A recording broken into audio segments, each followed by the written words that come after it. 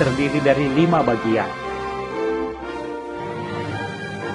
Cara mengenai mencari dasar negara.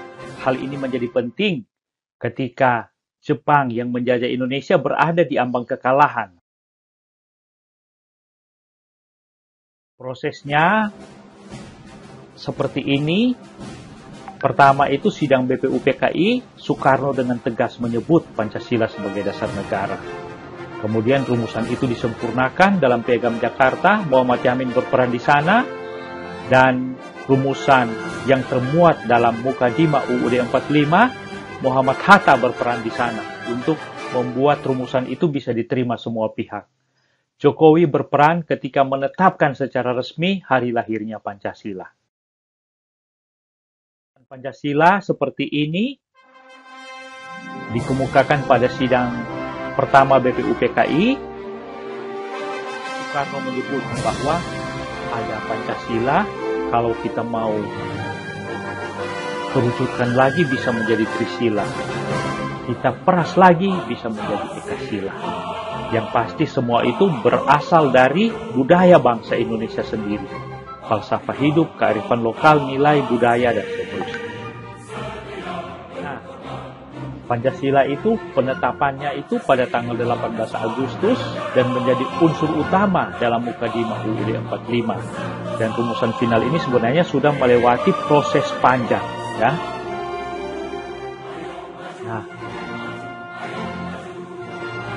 ini kita sebutkan ada kedudukan, makna, dan fungsi. Kedudukannya, Pancasila menjadi sumber tertinggi hukum yang mengatur kehidupan berbangsa dan bernegara. Jadi itu mengikat dan memaksa.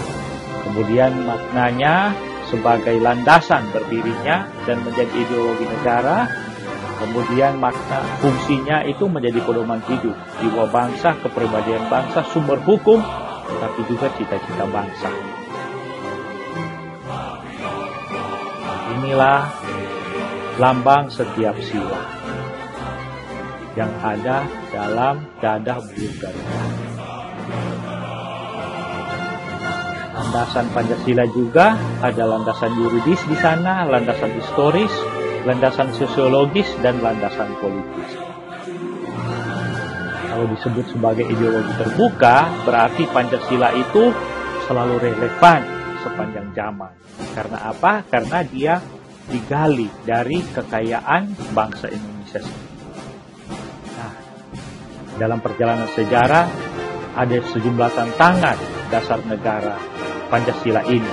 Tantangan pada Presiden Soekarno, tantangan pada Presiden Soeharto, Presiden Habibie, Gus Dur, Megawati, SBY, dan Jokowi. Itu ada tantangan besar dasar negara dalam sejarah dan berusaha diatur. Kita sebut bahwa sampai saat ini Pancasila tetap relevan sebagai fondasi yang kuat menahan gempuran dari luar, yang menjadi pilar untuk pengembangan, untuk peningkatan, kemudian menjadi jembatan yang menghubungkan kelompok, orang, individu, dan seterusnya.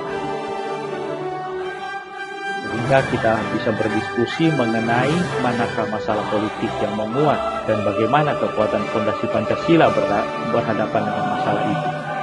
Kemudian manakah masalah kebinekaan dan bagaimana Pancasila menjadi jembatan, manakah masalah ketuhanan dan bagaimana kekuatan pilar Pancasila menjawab masalah itu. Terima kasih.